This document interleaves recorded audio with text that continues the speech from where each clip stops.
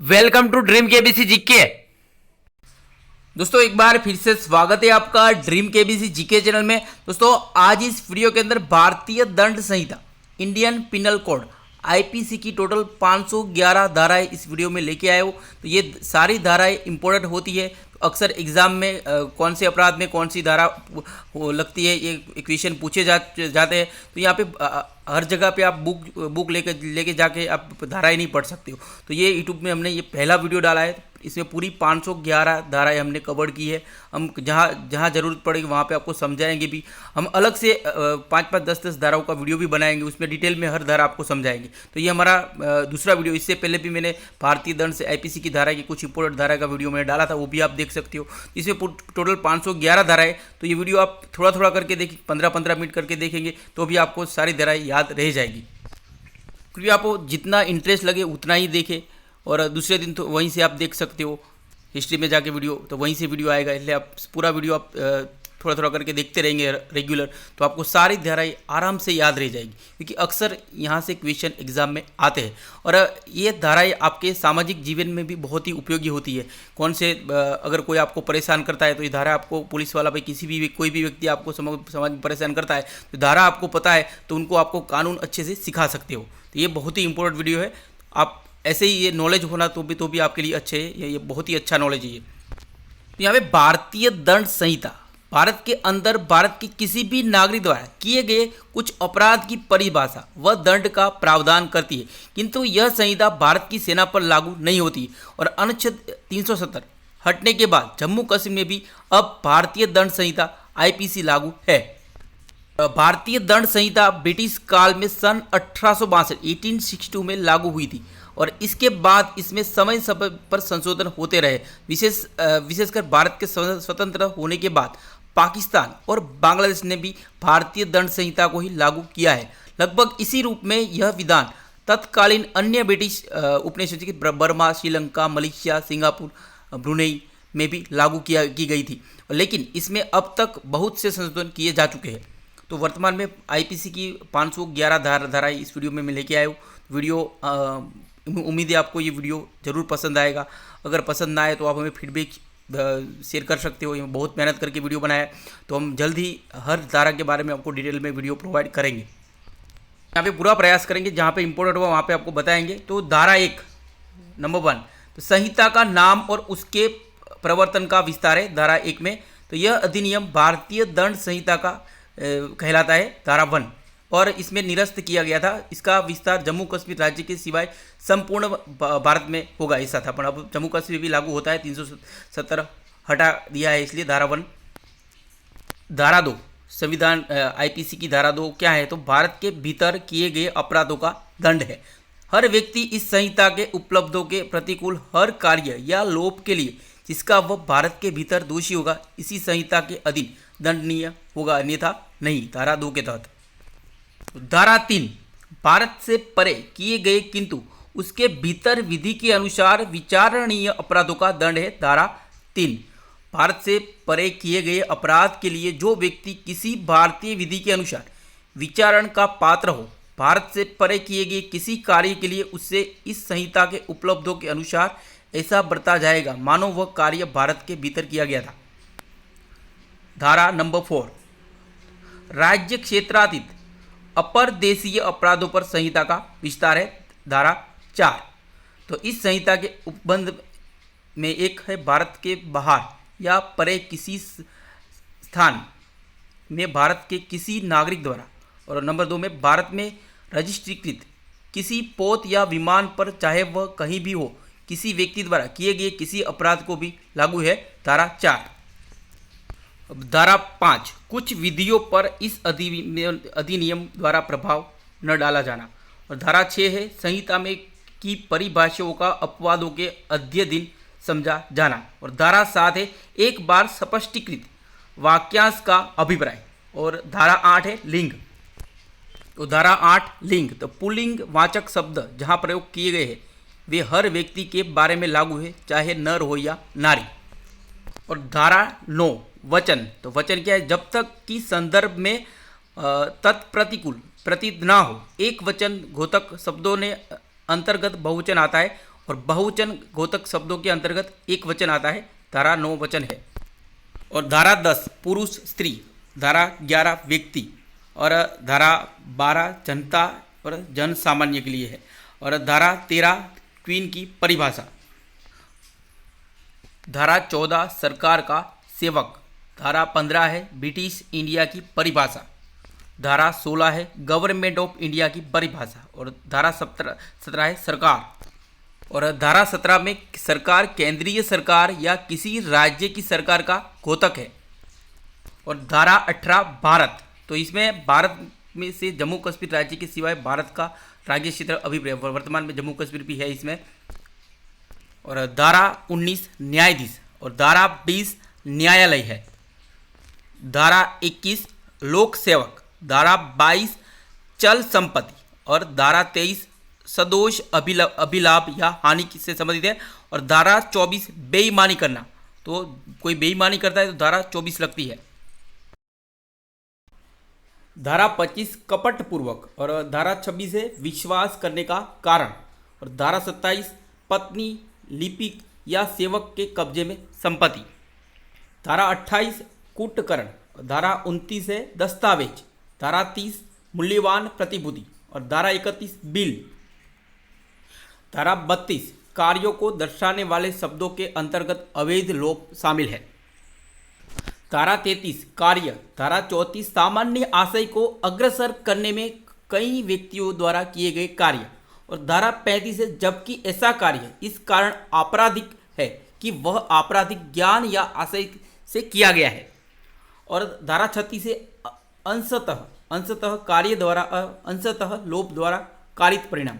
और धारा 37 कई कार्यों में से किसी एक कार्य को करके अपराध घटित करने में सहयोग करना। और धारा 38 आपराधिक कार्य में संपृक्त व्यक्ति विभिन्न अपराधों के दोषी हो सकेंगे। और धारा 39 स्वेच्छा। धारा 40 अपराध है। धारा 41 विशेष विधि। धारा 42 स्थानीय विधि। धारा 43 अवैध। धारा 44 सती। धारा 45 जीवन। धारा 46 मृत्यु। और धारा 47 जीव जंतु से संबंधित है। और धारा 48 जलयान। धारा 49 फर्श या मांस। धारा 50 तो धारा से संबंधित है। और धारा 51 शपथ। धारा 52 सद्भाव पूर्वक। धारा 53 है दंड। धारा 54 मृत्यु दंडादेश का रूपांतरण। धारा 55 है आजीवन कारावास के दंड केस का लघुकरण। धारा 56 यूरोपियों तथा अमेरिकियों को दंडदास्ता की सजा। धारा 57 दंडाविधियों की भिन्न। धारा 58 निर्वासन से दंडादिष्ट अपराधियों के साथ कैसा व्यवहार किया जाए जब तक वे निर्वासित न कर दिए गए। धारा 59 कारावास के बदले निर्वास नट। धारा 60 दंडादिष्ट कारावास के कतिपय मामलों में संपूर्ण कारावास या उसका कोई भाग कठिन या सादा हो सकेगा। तो धारा 60 क्या है, तो दंडाधिष्ट कारावास के कतिपय मामलों में संपूर्ण कारावास या उसका कोई भाग कठिन या सादा हो सकेगा। धारा 61 क्या है, संपत्ति के संपहरण का दंडादेश। धारा 61 है संपत्ति के संपहरण का दंडादेश है। धारा 62 मृत्यु, निर्वासन या कारावास से दंडनीय अपराधों की बाबत संपत्ति का संपहरण से संबंधित है। और धारा 63 आर्थिक दंड या जुर्माने की रकम में लगती है। धारा 63 और धारा 64 जुर्माना न देने पर कारावास का दंडादेश। नंबर 65 धारा 65 जबकि कारावास या जुर्माने दोनों अब आदिष्ट किए जा सकते हैं तब जुर्माना न देने पर कारावास की अवधि। जबकि धारा 65 जबकि कारावास या जुर्माना दोनों आदिष्ट किए जा सकते हैं तब जुर्माना न देने पर कारावास की अवधि में धारा 65 लगती है, उसके तहत सजा दी जाती है। और धारा 66 जुर्माना न देने पर किस भांति का कारावास दिया जाए। धारा 67 है आर्थिक दंड न चुकाने पर कारावास जबकि अपराध केवल आर्थिक दंड से दंडनीय हो। धारा 67 है आर्थिक दंड न चुकाने पर कारावास। जबकि अपराध केवल आर्थिक दंड से दंडनीय हो। धारा 68 आर्थिक दंड के भुगतान पर कारावास का समाप्त हो जाना। और धारा 69 जुर्माने के आनुपातिक भाग के दिए जाने की दशा में कारावास का पर्यवसान। धारा 69 जुर्माने के आनुपातिक भाग के दिए जाने की दशा में कारावास का पर्यवसान है। धारा 70 जुर्माने का 6 वर्ष के भीतर या कारावास के दौरान वसूल किया जाना और मृत्यु संपत्ति को दायित्व से उन्मुक्त नहीं करती। धारा 70 जुर्माने का 6 वर्ष के भीतर या कारावास के दौरान वसूल किया जाना मृत्यु संपत्ति को दायित्व से उन्मुक्त नहीं करती। और धारा 71 कब लगती है? कई अपराधों से मिलकर बने अपराध के लिए दंड की अवधि। धारा 71 है कई अपराधों से मिलकर बने अपराध के लिए दंड की अवधि। और धारा 72 कब लगती है? तो कई अपराधों में से एक के दोषी व्यक्ति के लिए दंड, जबकि निर्णय में यह कथित है कि यह संदेह है कि वह किसी अपराध का दोषी है। धारा 72 है कई अपराधों में से एक के दोषी व्यक्ति के लिए दंड, जबकि निर्णय में यह कथित है कि यह संदेह है कि वह किस अपराध का दोषी है। धारा 73 क्या है? तो एकांत परिरोध। धारा 71 है एकांत परिरोध। धारा 74 है एकांत परिरोध की अवधि। धारा 75 पूर्व दोष सिद्धि के पश्चात अध्ययन 12 या अध्ययन 17 के अधीन कतिपय अपराधों के लिए वर्धित दंड। धारा 75 क्या है? तो पूर्व दोष सिद्धि के पश्चात अध्ययन 12 या अध्ययन 17 के अधीन कतिपय अपराधों के लिए वर्धित दंड। धारा 76 क्या है? विधि द्वारा आबद्ध या तथ्य की मूल के कारण अपने आप के विधि द्वारा आबद्ध होने का विश्वास करने वाले व्यक्ति द्वारा किया गया कार्य। धारा 76 विधि द्वारा आबद्ध या तथ्य की मूल के कारण अपने आप के विधि द्वारा आबद्ध होने का विश्वास करने वाले व्यक्ति द्वारा किया गया कार्य है। धारा 76 लगती है। और धारा 77 कब लगती है? तो न्यायिकतः कार्य करते हुए न्यायाधीश का कार्य। और धारा 78 कब लगती है? न्यायाधीश के निर्णय या आदेश के अनुसरण में किया गया कार्य। धारा 78 न्यायाधीश के निर्णय या आदेश के अनुसरण में किया गया कार्य। और धारा 79 विधि द्वारा न्यायानुमत या तथ्य की भूल से अपने को विधि द्वारा न्यायानुमत होने का विश्वास करने वाले व्यक्ति द्वारा किया गया कार्य। धारा 79 क्या है? तो विधि द्वारा न्यायानुमत या तथ्य की भूल से अपने को विधि द्वारा न्यायानुमत होने का विश्वास करने वाले व्यक्ति द्वारा किया गया कार्य। धारा 79 है। और धारा 80 विधिपूर्ण कार्य करने में दुर्घटना। तो धारा 80 लगती है। और धारा 81 आपराधिक आशय के बिना या अन्य क्षति के निवारण के लिए किया गया कार्य जिससे क्षति कारित होना संभाव्य है। धारा 81 है आपराधिक आशय के बिना और अन्य क्षति के निवारण के लिए किया गया कार्य जिससे क्षति कारित होना संभाव्य है। और धारा 82 यह है तो 7 वर्ष से कम आयु के शिशु का कार्य में धारा 82 लगती है। 7 वर्ष से कम आयु के शिशु का कार्य में धारा 82 है। और धारा 83 क्या है? तो धारा 83 7 वर्ष से ऊपर किंतु 12 वर्ष से कम आयु के अपरिपक्व समझ के शिशु का कार्य। धारा 83 होती है 7 वर्ष से ऊपर किंतु 12 वर्ष से कम आयु के अपरिपक्व समझ के शिशु का कार्य में धारा 83 लगती है। और धारा 84 विकृत चित्त व्यक्ति का कार्य। विकृत दिमाग चित्त व्यक्ति का कार्य में धारा 84 लगती है। और धारा 85 ऐसे व्यक्ति का कार्य जो अपनी इच्छा के विरुद्ध मत्ता में होने के कारण निर्णय पर पहुंचने में असमर्थ है। धारा 85 क्या कब लगती है? तो ऐसे व्यक्ति का कार्य जो अपनी इच्छा के विरुद्ध मतता में होने के कारण निर्णय पर पहुंचने में असमर्थ है। और धारा 86 किसी व्यक्ति द्वारा जो मतता में है किया गया अपराध जिसमें विशेष आशय या ज्ञान का होना अपेक्षित है। धारा 86 है किसी व्यक्ति द्वारा जो मतता में है किया गया अपराध जिसमें विशेष आशय या ज्ञान का होना अपेक्षित है। और धारा 87 क्या है, तो सम्मति से किया गया कार्य जिससे मृत्यु या घोर अपहति कारित करने का आशय न हो और न उसकी संभाव्यता का ज्ञान हो। धारा 87 है सम्मति से किया गया कार्य जिससे मृत्यु या घोर उपहति कारित करने का आशय न हो और न उसकी संभाव्यता का ज्ञान हो। और धारा 88 किसी व्यक्ति के फायदे के लिए सम्मति से सद्भावपूर्वक किया गया कार्य जिससे मृत्यु कारित करने का आशय नहीं है। धारा 88 है किसी व्यक्ति के फायदे के लिए सम्मति से सद्भावपूर्वक किया गया कार्य जिससे मृत्यु कारित करने का आशय नहीं है।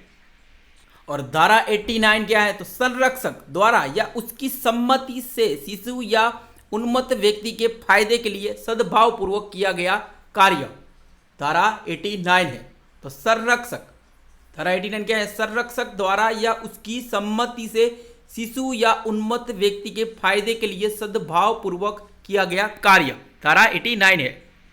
धारा 90 सम्मति जिसके संबंध में यह ज्ञात हो कि वह भय या भ्रम के अधीन दी गई है।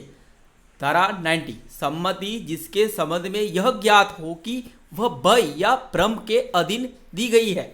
धारा 91 कब लगती है, ऐसे अपवादित कार्य जो कारित क्षति के बिना भी स्वतः अपराध है। धारा 91 ऐसे अपवादित कार्य जो कारित क्षति के बिना भी स्वतः अपराध है। धारा 92 कब लगती है, तो सहमति के बिना किसी व्यक्ति के फायदे के लिए सद्भावपूर्वक किया गया कार्य, तो 92 लगती है। सहमति के बिना किसी व्यक्ति के फायदे के लिए सद्भावपूर्वक किया गया कार्य, तो धारा 92 लगती है। और धारा 93 कब लगती है, सद्भावपूर्वक दी गई संसूचना, तो धारा 93 लगती है। और धारा 94 वह कार्य जिसको करने के लिए कोई व्यक्ति धमकियों द्वारा विवश किया गया है। धारा 94 क्या है, तो वह कार्य जिसको करने के लिए कोई व्यक्ति धमकियों द्वारा विवश किया गया हो। धारा 95 तुच्छ अपहानि कारित करने वाला कार्य, तुच्छ अपहानि कारित करने वाला कार्य करते हैं तो धारा 95 लगती है। और धारा 96 प्राइवेट प्रतिरक्षा में की गई बातें, तो प्राइवेट प्रतिरक्षा में की गई बातें में धारा 96 लगती है। और धारा 97 शरीर तथा संपत्ति की निजी प्रतिरक्षा का अधिकार है। धारा 97 क्या है, तो शरीर तथा संपत्ति की निजी प्रतिरक्षा का अधिकार। और धारा 98 क्या है, तो ऐसे व्यक्ति के कार्य के विरुद्ध प्राइवेट प्रतिरक्षा का अधिकार जो विकृत चित्त आदि हो। धारा 98 तो ऐसे व्यक्ति के कार्य के विरुद्ध प्राइवेट प्रतिरक्षा का अधिकार जो विकृत चित्त आदि हो। धारा 99 कार्य जिनके विरुद्ध प्राइवेट प्रतिरक्षा का कोई अधिकार नहीं है। धारा 99 क्या है, तो कार्य जिनके विरुद्ध प्राइवेट प्रतिरक्षा का कोई अधिकार नहीं है, धारा 99 लगती है। और धारा 100 क्या है, तो किसी की मृत्यु कारित करने पर शरीर की निजी प्रतिरक्षा का अधिकार कब लागू होता है। धारा 100 क्या है, तो किसी मृत्यु कारित करने पर शरीर की निजी प्रतिरक्षा का अधिकार कब लागू होता है।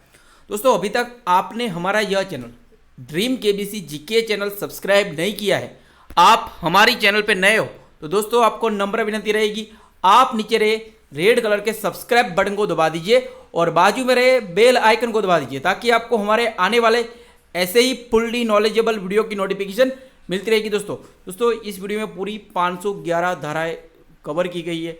आप क्योंकि ये सारी धाराएं याद करना पॉसिबल नहीं होता, आप टाइम पे थोड़ी थोड़ी करके वीडियो देखेंगे तो धीरे धीरे करके आपको सारी याद रह जाएगी। कहीं पे आप बुक लेके तो हर जगह नहीं जा सकते, फ़ोन तो साथ में होता ही है, तो कभी भी आप थोड़ा थोड़ा करके वीडियो देखेंगे तो आपको आराम से कुछ महीनों में ये धारा सारी याद रहेगी। और आपके एग्ज़ाम में इसके रिलेटेड SSC हो या एडवोकेट की एग्ज़ाम हो या इंडियन आर्मी हो, इंडियन पुलिस हो, ऐसे SRP हो, ऐसी जैसे कि पब्लिक के जो रक्षा के लिए जो भी जॉब्स आती है उसमें एक धारा का क्वेश्चन अक्सर आते ही है। तो ये उनके लिए ये धाराएं बहुत ही इम्पोर्टेंट है, कानून की पढ़ाई के लिए सबसे इम्पोर्टेंट है ये धाराएं। तो उम्मीद है आपको ये वीडियो ज़रूर पसंद आएगा। तो हो सके तो इसको लाइक कीजिए और आपके फेसबुक या व्हाट्सएप के स्टडी ग्रुप में इसे शेयर कीजिए ताकि कोई ज़रूरतमंद स्टूडेंट को ये वीडियो हेल्पफुल होगा। धारा 101 कब लगती है? मृत्यु से भिन्न कोई क्षति कारित करने के अधिकार का विस्तार कब होता है? तो कब मृत्यु से भिन्न कोई क्षति कारित करने के अधिकार का विस्तार होता है? धारा 101 लगती है। और धारा 102 क्या है? तो शरीर की निजी प्रतिरक्षा के अधिकार का प्रारंभ और बना रहना। शरीर की निजी प्रतिरक्षा के अधिकार का प्रारंभ और बना रहना धारा 102 है। और धारा 103 कब संपत्ति की प्राइवेट प्रतिरक्षा के अधिकार का विस्तार मृत्यु कारित करने तक का होता है? धारा 103 कब संपत्ति की प्राइवेट प्रतिरक्षा के अधिकार का विस्तार मृत्यु कारित करने तक का होता है? और धारा 104 मृत्यु से भिन्न कोई क्षति कारित करने तक के अधिकार का विस्तार कब होता है? धारा 104 का क्या है? तो मृत्यु से भिन्न कोई क्षति कारित करने तक के अधिकार का विस्तार कब होता है? और धारा 105 क्या है? तो संपत्ति की प्राइवेट प्रतिरक्षा से अधिकार का प्रारंभ और बना रहना। धारा 105 है संपत्ति की प्राइवेट प्रतिरक्षा के अधिकार का प्रारंभ और बना रहना।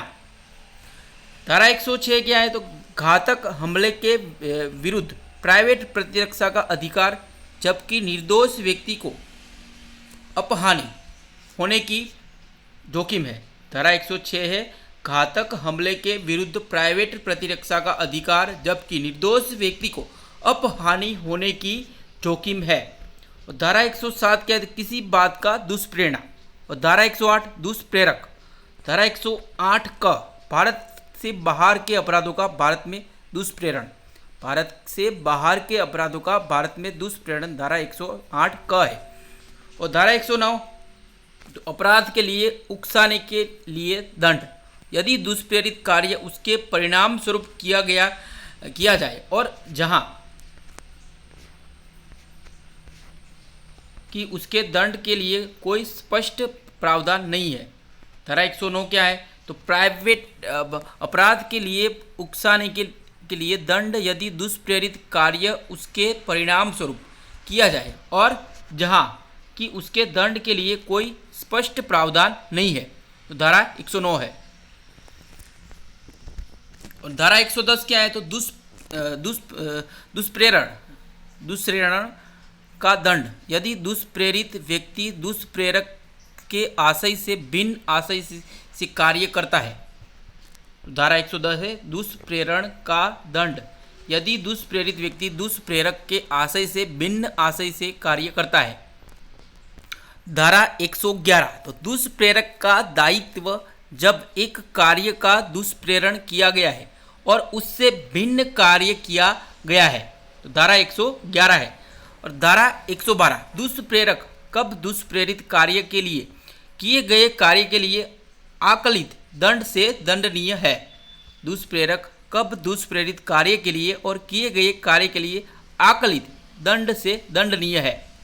और धारा 113 क्या है? तो दुष्प्रेरित कार्य से कारित उस प्रभाव के लिए दुष्प्रेरक का दायित्व जो दुष्प्रेरक द्वारा आशयित से भिन्न हो। दुष्प्रेरित कार्य से कारित उस प्रभाव के लिए दुष्प्रेरक का दायित्व जो दुष्प्रेरक द्वारा आशयित से भिन्न हो। और धारा 114 क्या है? अपराध किए जाते समय दुष्प्रेरक की उपस्थिति। धारा 114 है अपराध किए जाते समय दुष्प्रेरक की उपस्थिति। धारा 115 क्या है? तो मृत्युदंड या आजीवन कारावास से दंडनीय अपराध का दुष्प्रेरण यदि दुष्प्रेरण के परिणाम स्वरूप अपराध नहीं किया जाता। धारा 115 है मृत्युदंड या आजीवन कारावास से दंडनीय अपराध का दुष्प्रेरण यदि दुष्प्रेरण से परिणाम स्वरूप अपराध नहीं किया जाता। और धारा 116 क्या है? तो कारावास से दंडनीय अपराध का दुष्प्रेरण यदि अपराध न किया जाए। धारा 116 है कारावास से दंडनीय अपराध का दुष्प्रेरण यदि अपराध न किया जाए। धारा 117 क्या है, तो सामान्य जन या 10 से अधिक व्यक्तियों द्वारा अपराध किए जाने का दुष्प्रेरण। धारा 117 सामान्य जन या 10 से अधिक व्यक्तियों द्वारा अपराध किए जाने का दुष्प्रेरण में धारा 117 लगती है। और धारा 118 मृत्यु या आजीवन कारावास से दंडनीय अपराध करने की परिकल्पना को छिपाना। धारा 118 क्या कब लगती है, तो मृत्यु या आजीवन कारावास से दंडनीय अपराध करने की परिकल्पना को छिपाना।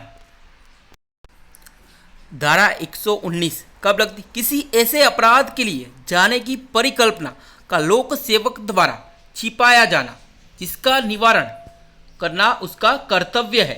धारा 119 कब लगती है, किसी ऐसे अपराध के लिए किए जाने की कैसे, एक बार फिर से बताता हूँ, धारा 119 कब लगती है, तो किसी ऐसे अपराध के किए जाने की परिकल्पना का लोक सेवक द्वारा छिपाया जाना जिसका निवारण करना उसका कर्तव्य है। धारा 120 कारावास से दंडनीय अपराध करने की परिकल्पना को छिपाना। धारा 120 का क्या है, तो आपराधिक षड्यंत्र की परिभाषा। धारा 120 ख तो आपराधिक षड्यंत्र का दंड। और धारा 121 क्या है, तो भारत सरकार के विरुद्ध युद्ध करना, भारत सरकार के विरुद्ध युद्ध करना या युद्ध करने का प्रयत्न करना या युद्ध करने का दुष्प्रेरण करना। तो धारा 121 लगती है, वेरी वेरी इंपॉर्टेंट ये धारा 121। धारा 121 का तो धारा 121 द्वारा दंडनीय अपराधों को करने का षड्यंत्र। और धारा 122 क्या है, तो भारत सरकार के विरुद्ध युद्ध करने के आशय से युद्ध आदि संग्रहित करना। और धारा 123 युद्ध करने की परिकल्पना को सुगम बनाने के आशय से छिपाना। और धारा 124 किसी विधिपूर्ण शक्ति का प्रयोग करने के लिए विवश करने या उसका प्रयोग अवरोधित करने के आशय से, जैसे कि मैंने बताया धारा 123 युद्ध करने की परिकल्पना को सुगम बनाने के आशय से छिपाना, धारा 123 है। और धारा 124 है किसी विधिपूर्ण शक्ति का प्रयोग करने के लिए विवश करने या उसका प्रयोग अवरोधित करने के आशय से राष्ट्रपति राज्यपाल आदि पर हमला करना है। तो ये वेरी वेरी इंपॉर्टेंट। धारा 124 क्या है, तो किसी विधिपूर्ण शक्ति का प्रयोग करने के लिए विवश करने या उसका प्रयोग अवरोधित करने के आशय से राष्ट्रपति राज्यपाल आदि पर हमला करना, तब धारा 124 लगती है। और धारा 124 का क्या है, तो राजद्रोह, तो ये भी इंपॉर्टेंट है। राजद्रोह कौन सी धारा के तहत राजद्रोह में कौन सी धारा लगती है, तो 124 का लगती है। और धारा 125 भारत सरकार से मैत्री संबंध रखने वाली किसी एशियाई शक्ति के विरुद्ध युद्ध करना।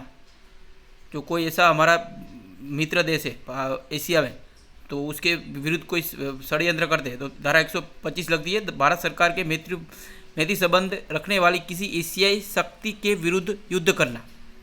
धारा 126 भारत सरकार के साथ शांति का संबंध रखने वाली शक्ति के राज्य क्षेत्र में लूटपाट करना। धारा 126 भारत सरकार के साथ शांति का संबंध रखने वाली शक्ति के राज्य क्षेत्र में लूटपाट करना, तो धारा 126 लगती है। और धारा 127 धारा 125 और धारा 126 में वर्णित युद्ध का लूटपाट द्वारा ली गई संपत्ति प्राप्त करना, तो धारा 127 लगती है। और धारा 128 लोक सेवक का स्वेच्छया राज कैदी या युद्ध कैदी को निकल भागने देना। धारा 128 लोक सेवक या स्वेच्छया राज कैदी या युद्ध कैदी को निकल भागने देना, तो धारा 128 लगती है। और धारा 129 लोक सेवक का उपेक्षा से किसी कैदी का निकल भागना सहन करना। धारा 129 लोक सेवक का उपेक्षा से किसी कैदी का निकल भागना सहन करना, धारा 129 है। और धारा 130 क्या है, तो ऐसे कैदी से के निकल भागने में सहायता देना, उसे छुड़ाना या संश्रय देना। धारा 130 ऐसे कैदी के निकल भागने में सहायता देना, उसे छुड़ाना या संश्रय देना, धारा 130 लगती है। धारा 131 विद्रोह का दुष्प्रेरण या किसी सैनिक नौसैनिक वायु सैनिक को कर्तव्य से विचलित करने का प्रयत्न करना धारा 131 है। तो धारा 131 क्या है? विद्रोह का दुष्प्रेरण या किसी सैनिक, नौसैनिक या वायु सैनिक को कर्तव्य से विचलित करने का प्रयत्न करना। धारा 132 क्या है? तो विद्रोह का दुष्प्रेरण यदि उसके परिणाम स्वरूप विद्रोह हो जाए। धारा 132 विद्रोह का दुष्प्रेरण यदि उसके परिणाम स्वरूप विद्रोह हो जाए। धारा 133 सैनिक, नौसैनिक या वायु सैनिक द्वारा अपने वरिष्ठ अधिकारी जबकि वह अधिकारी अपने पद निष्पाद में हो पर हमले का दुष्प्रेरण। धारा 133 वेरी वेरी इंपॉर्टेंट, सैनिक, नौसैनिक या वायु सैनिक द्वारा अपने वरिष्ठ अधिकारी जबकि वह अधिकारी अपने पद निष्पाद में हो उस पर हमले का दुष्प्रेरण। धारा 134 हमले का दुष्प्रेरण जिसके परिणाम स्वरूप हमला किया जाए। धारा 134 और धारा 135 सैनिक, नौसैनिक या वायु सैनिक द्वारा परित्याग का दुष्प्रेरण। धारा 135 क्या है? तो सैनिक, नौसैनिक या वायु सैनिक द्वारा परित्याग का दुष्प्रेरण है। धारा 136 अभित्याजक को संश्रय देना। धारा 136 अभित्याजक को संश्रय देना। धारा 137 मास्टर की उपेक्षा से किसी वाणिज्यिक जलयान पर छुपा हुआ अभित्याजक। धारा 137 क्या है? तो मास्टर की उपेक्षा से किसी वाणिज्यिक जलयान पर छुपा हुआ अभित्याजक। धारा 138 सैनिक, नौसैनिक या वायु सैनिक द्वारा अनधीनता के कार्य का दुष्प्रेरण। धारा 138 का तो पूर्वोक्त धाराओं का भारतीय सामुद्रिक सेवा को लागू होना। और धारा 139 कुछ अधिनियमों के अध्ययन व्यक्ति। और धारा 140 सैनिक, नौसैनिक या वायु सैनिक द्वारा उपयोग में लाए जाने वाली पोशाक पहनना या प्रतीक चिन्ह धारण करना। सैनिक, नौसैनिक या वायु सैनिक द्वारा उपयोग में लाई जाने वाली पोशाक पहनना या प्रतीक चिन्ह धारण करना में धारा 140 लगती है। और धारा 141 विधि विरुद्ध जन समूह। धारा 142 142 विधि विरुद्ध जन समूह का सदस्य होना। और धारा 143 143 तो गैर कानूनी जन समूह का सदस्य होने के नाते दंड। धारा 143 गैर कानूनी जन समूह का सदस्य होने के नाते दंड। और धारा 144 क्या है? तो वेरी वेरी घातक आयुध से सज्जित होकर विधि विरुद्ध जन समूह में सम्मिलित होना। धारा 144 से घातक आयुध से सज्जित होकर विधि विरुद्ध जन समूह में सम्मिलित होना। धारा 145 किसी विधि विरुद्ध जन समूह जिसे बिखर जाने का समादेश दिया गया है। किसी विधि विरुद्ध जन समूह जिसे बिखर जाने का समादेश दिया गया है में जानबूझकर शामिल होना या बने रहना में धारा 145 लगती है। और धारा 146 उपद्रव करना। उपद्रव करते हैं तो धारा 146 लगती है 146। और धारा 147 147 बलवा करने के लिए दंड। और धारा 148 घातक आयुध से सज्जित होकर उपद्रव करना। धारा 149 तो धारा 149 क्या है? तो विधि विरुद्ध जन समूह का हर सदस्य समान लक्ष्य का अभियोजन करने में किए गए अपराध का दोषी। धारा 149 विधि विरुद्ध जन समूह का हर सदस्य समान लक्ष्य का अभियोजन करने में दिए गए अपराध का दोषी। और धारा 150 150 विधि विरुद्ध जन समूह में सम्मिलित करने के लिए व्यक्तियों का भाड़े पर लेना या भाड़े पर लेने के लिए बढ़ावा देना। धारा 150 विधि विरुद्ध जन समूह में सम्मिलित करने के लिए व्यक्तियों का भाड़े पर लेना या भाड़े पर लेने के लिए बढ़ावा देना। कोई गुंडे भाड़े पर लेते हैं और किसी को मारते हैं तब ये धारा लगती है भाई। धारा 151 5 या अधिक व्यक्तियों के जन समूह जिसे बिखर जाने का समादेश दिए जाने के पश्चात जानबूझकर शामिल होना या बने रहना। धारा 151 5 या अधिक व्यक्तियों के जन समूह जिसे बिखर जाने का समादेश दिए जाने के पश्चात जानबूझकर शामिल होना या बने रहना। धारा 152 152 लोक सेवक के उपद्रव, दंगे आदि को दबाने के प्रयास में हमला करना या बाधा डालना। 152 धारा क्या है? तो लोक सेवक के उपद्रव, दंगे आदि को दबाने के प्रयास में हमला करना या बाधा डालना धारा 152 लगती है। धारा 153 उपद्रव कराने के आशय से बेहदगी से प्रकोपित करना। धारा 153 उपद्रव कराने के आशय से बेहदगी से प्रकोपित करना। और धारा 153 का तो धर्म, मूल वंश, भाषा, जन्म स्थान, निवास स्थान इत्यादि के आधारों पर विभिन्न समूहों के बीच शत्रुता का संप्रवर्तन या सौहार्द बने रहने पर प्रतिकूल प्रभाव डालने वाले कार्य करना। धारा 153 का क्या है? तो धर्म, मूल वंश, भाषा, जन्म स्थान, निवास स्थान इत्यादि के आधारों पर विभिन्न समूहों के बीच शत्रुता का संप्रवर्तन सौहार्द बने रहने पर प्रतिकूल प्रभाव डालने वाले कार्य करना। धारा 153 का लगती है। धारा 153 ख राष्ट्रीय अखंडता पर प्रतिकूल प्रभाव डालने वाले लांछन। राष्ट्रीय अखंडता पर प्रतिकूल प्रभाव डालने वाले लांछन में धारा 153 ख लगती है। और धारा 154 154 उस भूमि का स्वामी या अधिवासी जिस पर गैर कानूनी जन समूह एकत्रित हो। धारा 155 व्यक्ति जिसके फायदे के लिए उपद्रव किया गया हो का दायित्व। धारा 156 उस स्वामी या आदिवासी के अभिकर्ता का दायित्व जिसके फायदे के लिए उपद्रव किया जाता है। उस स्वामी या अधिवासी के अभिकर्ता का दायित्व जिसके फायदे के लिए उपद्रव किया जाता है। धारा 157 विधि विरुद्ध जन समूह के लिए भाड़े पर लाए गए व्यक्तियों को आश्रय देना। धारा 157 क्या है? 157 विधि विरुद्ध जन समूह के लिए भाड़े पर लाए गए व्यक्तियों को आश्रय देना। धारा 158 विधि विरुद्ध जमाव या बलवे में भाग लेने के लिए भाड़े पर जाना। धारा 159 दंगा करते हो तो धारा 159 लगती है। और धारा 160 उपद्रव करने के लिए दंड, उपद्रव करते हैं धारा 160 लगती है। और धारा 161 से 165 कब लगती है? लोक सेवकों द्वारा या उनसे संबंधित अपराधों के विषय में लगती है। धारा 161 से 165।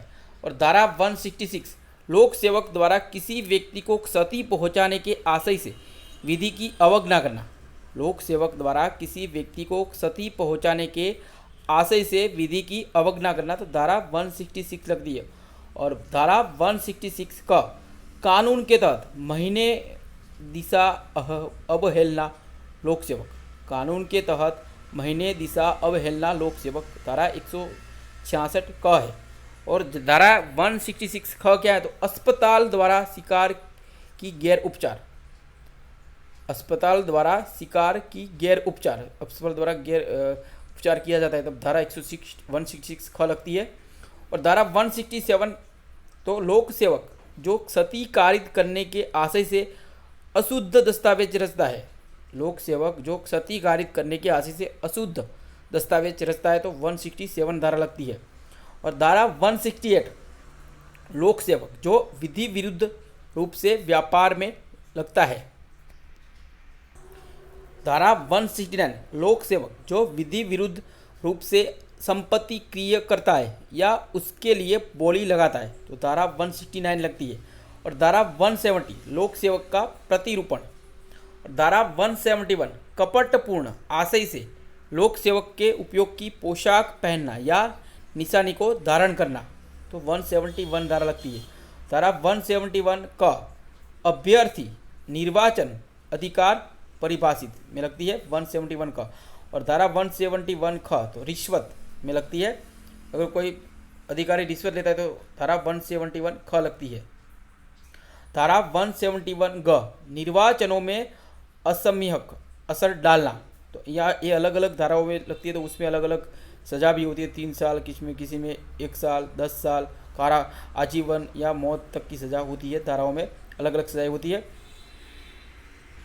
धारा 171 ग निर्वाचनों में असम्यक असर डालना, और धारा 171 ग निर्वाचनों में प्रतिरूपण। धारा 171 ड क्या है? रिश्वत के लिए दंड। धारा 171 च निर्वाचनों में असम्यक असर डालने या प्रतिरूपण के लिए दंड। धारा 171 छ निर्वाचन के सिलसिले में मिथ्या कथन। धारा 171 झ निर्वाचन के सिलसिले में अवैध संदाय। और धारा 171 झ क्या है? तो निर्वाचन लेखा रखने में असफलता। धारा 172 क्या है? तो समानों की तामील या अन्य कार्यवाही से बचने के लिए फरार हो जाना। तो 172 क्या है धारा? तो समन होता है, तो कि तामील या अन्य कार्यवाही से बचने के लिए फरार हो जाना। तो धारा 173 कब लगती है? समन की तामील का या अन्य कार्यवाही का या उसके प्रकाशन का निवारण करना। धारा 173 है। धारा 174 लोक सेवक का आदेश न मानकर गैर हाजिर रहना। धारा 174 लगती है। और धारा 175 कब लगती है? दस्तावेज या इलेक्ट्रॉनिक अभिलेख पेश करने के लिए वैध रूप से आबद्ध व्यक्ति का लोक सेवक को दस्तावेज या इलेक्ट्रिक अभिलेख पेश करने का लोभ। धारा 175 क्या है? दस्तावेज या इलेक्ट्रॉनिक अभिलेख पेश करने के लिए वैध रूप से आबद्ध व्यक्ति का लोक सेवक को दस्तावेज या इलेक्ट्रॉनिक अभिलेख पेश करने का लोभ। धारा 176 क्या है? तो सूचना या इतिला देने के लिए कानूनी तौर पर आबद्ध व्यक्ति द्वारा लोक सेवक को सूचना या इतिला देने का लोभ। धारा 176। धारा 177 झूठी सूचना देना। धारा 178 शपथ या प्रतिज्ञान से इनकार करना जबकि लोक सेवक द्वारा वह वैसा करने के लिए सम्यक रूप से अपेक्षित किया जाए। शपथ धारा 178 क्या? शपथ या प्रतिज्ञान से इनकार करना जबकि लोक सेवक द्वारा वह वैसा करने के लिए सम्यक रूप से अपेक्षित किया जाए। धारा 179 क्या है?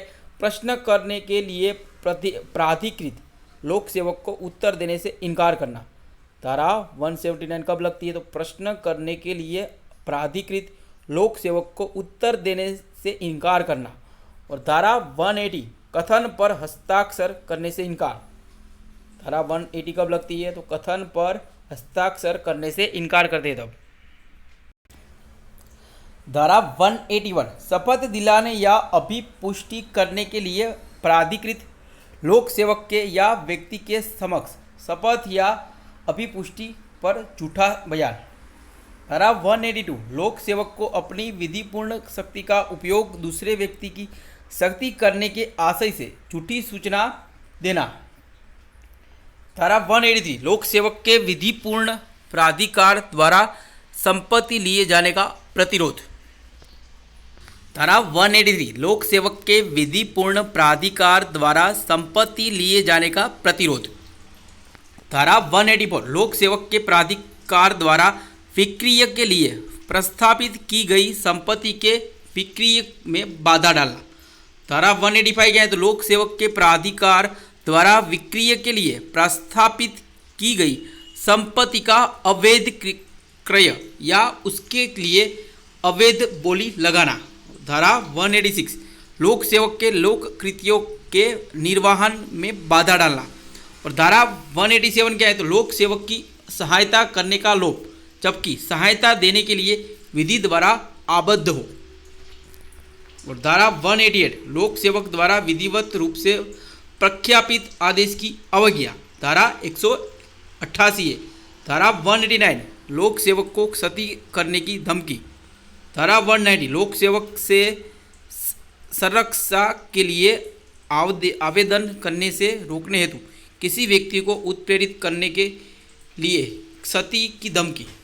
धारा 190 क्या है? Very very important. लोक सेवक को संरक्षा के लिए आवेदन करने से रोकने हेतु किसी व्यक्ति को उत्प्रेरित करने के लिए क्षति की धमकी देना। धारा 190 लगती है। धारा 191 झूठा साक्ष्य देना। धारा 192 झूठा साक्ष्य गढ़ना। धारा 193 मिथ्या साक्ष्य के लिए दंड। धारा 194 मृत्यु से दंडनीय अपराध के लिए दोष सिद्धि कराने के आशय से झूठा साक्ष्य देना या गढ़ना। धारा 195 आजीवन कारावास या कारावास से दंडनीय अपराध के लिए दोष सिद्धि प्राप्त करने के आशय से झूठा साक्ष्य देना या गढ़ना। धारा 196 क्या है, तो उस साक्ष्य को काम में लाना जिसका मिथ्या होना ज्ञात है। धारा 197 मिथ्या प्रमाण पत्र जारी करना या हस्ताक्षरित करना। धारा 198 प्रमाण पत्र जिसका नकली होना ज्ञात है असली के रूप में प्रयोग करना। धारा 199 विधि द्वारा साक्ष्य के रूप में लिए जाने योग्य घोषणा में किया गया मिथ्या कथन। धारा 200 ऐसी घोषणा का मिथ्या होना जानते हुए सच्ची के रूप में प्रयोग करना। ऐसी घोषणा का मिथ्या होना जानते हुए सच्ची के रूप में प्रयोग करना। दोस्तों हमारी ड्रीम केबीसी जीके चैनल में हमने जनरल नॉलेज के सारे टॉपिक कवर किए। आप किसी भी टॉपिक पे आप सर्च करोगे तो आपको क्वेश्चन अवश्य मिलेंगे जनरल नॉलेज के। आपकी कोई भी प्रतियोगी परीक्षा हो या केबीसी की प्रिपरेशन कर रहे हो या आप हमारे पौराणिक हिंदू धर्म के पौराणिक ज्ञान के बारे में भी वीडियो मिलेंगे। जैसे कि आप महाभारत के बारे में हमारी एकमात्र ड्रीम केबीसी जीके में अकेले महाभारत से संबंधित 1000 क्वेश्चन की वीडियोज़ है जो आपको हमारी संस्कृति का नॉलेज जो आपको हमारे चैनल से मिलेगा। तो 1000 जीके क्वेश्चन का वीडियो मिलेगा हमारे ड्रीम के जीके में। रामायण के बारे में 500 क्वेश्चन का वीडियो डाला है और भारत के किसी भी राज्य के बारे में किसी भी राज्य का नाम लिखेंगे और हमारे चैनल सर्च करेंगे भारत के किसी की भी राज्य के बारे में जनरल नॉलेज के क्वेश्चन हमारी चैनल से मिलेंगे। कुछ राज्य के बारे में हमने 500 या 1000 क्वेश्चन से भी ज़्यादा क्वेश्चन डाला है। जैसे कि झारखंड के बारे में 1000 से भी ज़्यादा क्वेश्चन है। उत्तर प्रदेश के बारे में हमारे चैनल में 1000 से भी ज़्यादा क्वेश्चन है। छत्तीसगढ़ के बारे में भी 500 से भी ज़्यादा क्वेश्चन के वीडियोज़ डाले हैं। और जैसे कि उत्तराखंड के बारे में, राजस्थान के बारे में भी 500 से भी ज़्यादा क्वेश्चन के वीडियो डाले। तो जितने भी हिंदी भाषी राज्य है उनके पूरा नॉलेज कवर करने का प्रयास हमने किया है। और कुछ कंट्रीज दुनिया के बारे में, कुछ कंट्री के बारे में भी जीके की वीडियोस हमने डाले हैं। तो चलते हैं अगली धारा पे। तो अच्छा लगा हो तो इसे लाइक कीजिए। हो सके तो क्योंकि हमने इतनी मेहनत करके हम वीडियो बनाए तो आपका भी एक देश के अच्छे नागरिक की तरह फ़र्ज बनता है इस वीडियो को लाइक करने का। कृपया अच्छा लगा हो तो लाइक ज़रूर करना, थोड़ा भी आपको नॉलेज मिला हो क्योंकि हमने मेहनत करके वीडियो बनाया है। तो अगर आपको हेल्पफुल होगा तो इसे लाइक ज़रूर कीजिए ताकि हमें भी थोड़ा मोटिवेशन मिलेगा और आपके लिए हम मेहनत करेंगे। आपकी सफलता में ही हमारी सफलता है। धारा 201 कब लगती है, तो अपराध के साक्ष्य का विलोपन या अपराधी को प्रतिच्छादित करने के लिए झूठी जानकारी देना। धारा 201 है। 202 धारा 202 सूचना देने के लिए आबद्ध व्यक्ति द्वारा अपराध की सूचना देने का साक्ष्य लोप। धारा 203 किए गए अपराध के विषय में मिथ्या इतिला देना।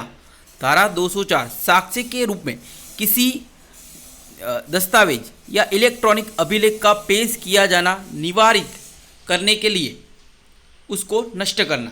धारा 205 क्या है, तो वाद या अभियोजना में किसी कार्य या कार्यवाही के प्रयोजन से मिथ्या प्रतिरूपण में धारा 205 लगती है। और धारा 206 संपत्ति को संपहरण किए जाने में या निष्पादन में अभिग्रहित किए जाने से निवारित करने के लिए उसे कपटपूर्वक हटाना या छिपाना। धारा 207 संपत्ति पर उसके जब्त किए जाने या निष्पादन में अभिग्रहित किए जाने से बचाने के लिए कपटपूर्वक दावा। धारा 208 ऐसी राशि के लिए जो शोध्य न हो कपटपूर्वक डिक्री होने देने का सहन करना।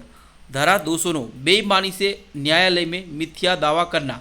धारा 210 ऐसी राशि के लिए जो शोध्य नहीं है और कपटपूर्वक डिक्री अभिप्राप्त करना। और धारा 211 क्षति करने के आशय से अपराध का झूठा आरोप। धारा 212 अपराधी को संश्रय देना। धारा 213 अपराधी को दंड से प्रतिच्छादित करने के लिए उपहार आदि देना। धारा 214 अपराधी के प्रतिच्छादन के प्रतिफल स्वरूप उपहार की प्रस्थापना का या संपत्ति का प्रत्यावर्तन। धारा 215 चोरी की संपत्ति इत्यादि के वापस लेने में सहायता करने के लिए उपहार लेना।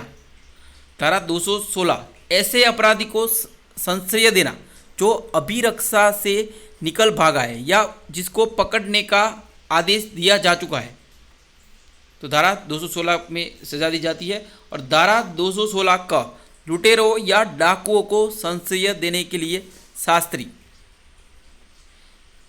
धारा 216 ख, धारा 212, धारा 216 और धारा 216 क में संश्रय की परिभाषा है। और धारा 217 लोक सेवक द्वारा किसी व्यक्ति को दंड से या किसी संपत्ति के समपहरण से बचाने के संशय से विधि के निर्देश की अवज्ञा करना। धारा 218 किसी व्यक्ति को दंड से या किसी संपत्ति को समपहरण से बचाने के आशय से लोक सेवक द्वारा अशुद्ध अभिलेख या लेख की रचना करना। 219 न्यायिक कार्यवाही में विधि के प्रतिकूल रिपोर्ट आदि का लोक सेवक द्वारा भ्रष्टतापूर्वक किया जाना। धारा 220 प्राधिकार वाले व्यक्ति द्वारा जो यह जानता है कि वह विधि के प्रतिकूल कार्य कर रहा है और विचारण के लिए या परिरोध करने के लिए सुपुर्दगी। धारा 221 पकड़ने के लिए आबद्ध लोक सेवक द्वारा पकड़ने का शास्य लोप। धारा 222 दंडादेश के अधीन या विधि पूर्वक सुपुर्द किए गए व्यक्ति को पकड़ने के लिए आबद्ध लोक सेवक द्वारा पकड़ने का शास्य लोप। धारा 223 लोक सेवक द्वारा उपेक्षा से परिरोध या अभिरक्षा में से निकल भागना सहन करना। धारा 224 किसी व्यक्ति द्वारा विधि के अनुसार अपने पकड़े जाने में प्रतिरोध या बाधा। धारा 225 किसी अन्य व्यक्ति के विधि के अनुसार पकड़ने जाने में प्रतिरोध या बाधा। धारा 225 का तो उन दशाओं में जिनके लिए अन्यथा उपबंध नहीं है लोक सेवक द्वारा पकड़ने का लोप या निकल भागना सहन करना। धारा 225 ख अन्यथा अनुपबंधित दशाओं में विधि पूर्वक पकड़ने में प्रतिरोध या बाधा या निकल भागना या छुड़ाना। धारा 226 कब लगती है तो निर्वासन से विधि विरुद्ध वापसी। धारा 227 दंड के परिहार की शर्त का अतिक्रमण। धारा 228 क्या है तो न्यायिक कार्यवाही में बैठे हुए लोक सेवक का शास्य अपमान या उसके कार्य में विघ्न डालना। धारा 228 का कतिपय अपराधों आदि से पीड़ित व्यक्ति की पहचान का प्रकटीकरण। धारा 229 जूरी सदस्य या आकलनकर्ता का प्रतिरूपण। धारा 230 सिक्का की परिभाषा। धारा 231 सिक्के का कुटकरण। धारा 232 भारतीय सिक्के का कुटकरण। धारा 233 सिक्के के कुटकरण के लिए उपकरण बनाना या बेचना। धारा 234 भारतीय सिक्के के कुटकरण के लिए उपकरण बनाना या बेचना, नकली पैसे बेचना। धारा 235 सिक्के के कुटकरण के लिए उपकरण या सामग्री उपयोग में लाने के प्रयोजन से उसे कब्जे में रखना। धारा 236 भारत से बाहर सिक्के के कुटकरण का भारत में दुष्प्रेरण। धारा 236 लग दी। धारा 237 कूटकृत सिक्के का आयात या निर्यात। धारा 238 भारतीय सिक्के की कूटकृतियों का आयात या निर्यात। धारा 239 सिक्के का परिधान जिसका कूटकृत होना कब्जे में आने के समय ज्ञात था। धारा 240 उस भारतीय सिक्के का परिधान जिसका कूटकृत होना कब्जे में आने के समय ज्ञात था। धारा 241 किसी सिक्के का असली सिक्के के रूप में परिधान जिसका परिधान करने वाला उस समय जब वह उसके कब्जे में पहली बार आया था कूटकृत होना नहीं जानता था। धारा 242 कूटकृत सिक्के पर ऐसे व्यक्ति का कब्जा जो उस समय उसका कूटकृत होना जानता था जब वह उसके कब्जे में आया था। धारा 243 भारतीय सिक्के पर ऐसे व्यक्ति का कब्जा जो उसका कुटकृत होना उस समय जानता था जब वह उसके कब्जे में आया था। धारा 244 टकसाल में नियोजित व्यक्ति द्वारा सिक्के को उस वजन या मिश्रण से भिन्न कारित किया जाना जो विधि द्वारा नियत है। धारा 245 टकसाल से सिक्का बनाने का उपकरण विधि विरुद्ध रूप से लेना। धारा 246 कपटपूर्वक या बेईमानी से सिक्के का वजन कम करना या मिश्रण परिवर्तित करना। धारा 247 कपटपूर्वक या बेईमानी से भारतीय सिक्के का वजन कम करना या मिश्रण परिवर्तित करना।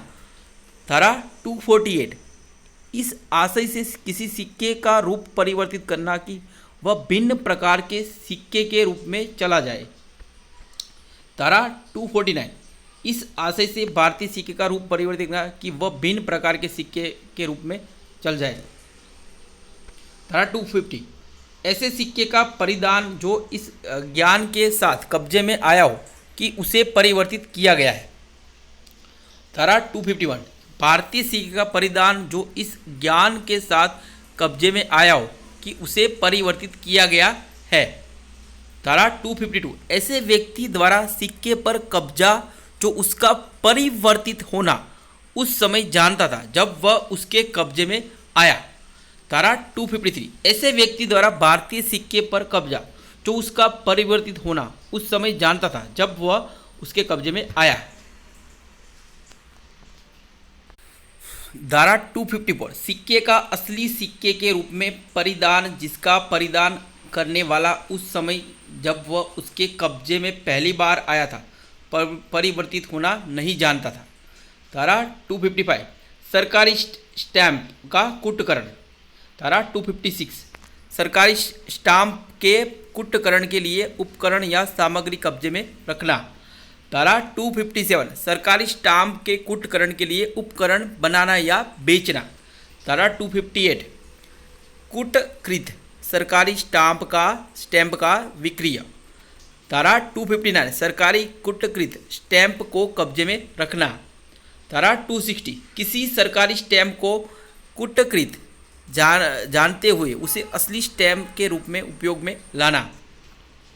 धारा 261 इस आशय से कि सरकार को हानिकारित हो उस पदार्थ पर से जिस पर सरकारी स्टैंप लगा हुआ है लेख मिटाना या दस्तावेज से वह स्टैंप हटाना जो उसके लिए उपयोग में लाया गया है।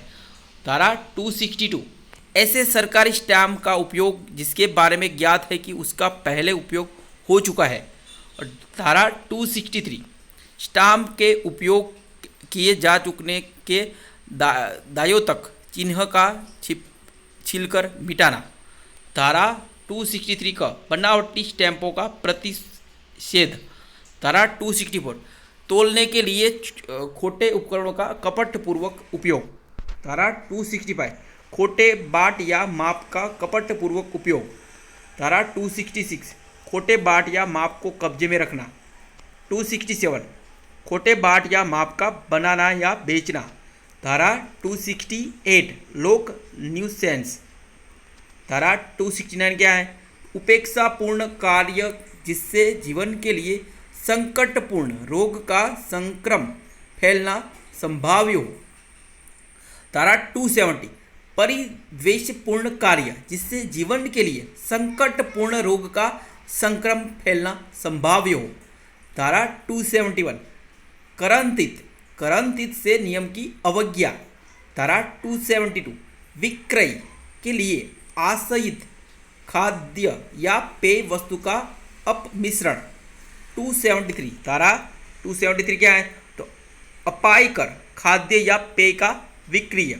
धारा 274 क्या है? औषधियों का अपमिश्रण।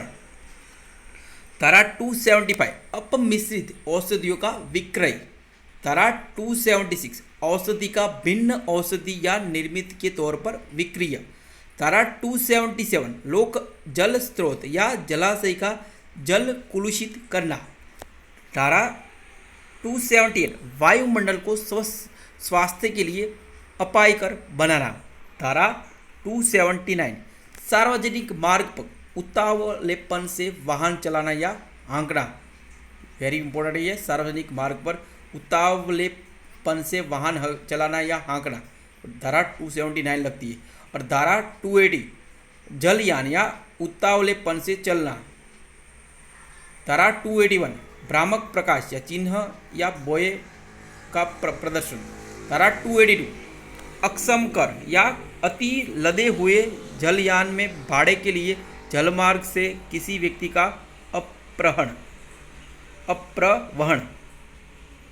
धारा 283 लोक मार्ग या पथ प्रदर्शन मार्ग में संकट या बाधा पारित करना, धारा 284 विषैले पदार्थ के संबंध में उपेक्षापूर्ण आचरण, धारा 285 अग्नि या ज्वलनशील पदार्थ के संबंध में उपेक्षापूर्ण आचरण, धारा 286 विस्फोटक पदार्थ के बारे में उपेक्षापूर्ण आचरण, धारा 287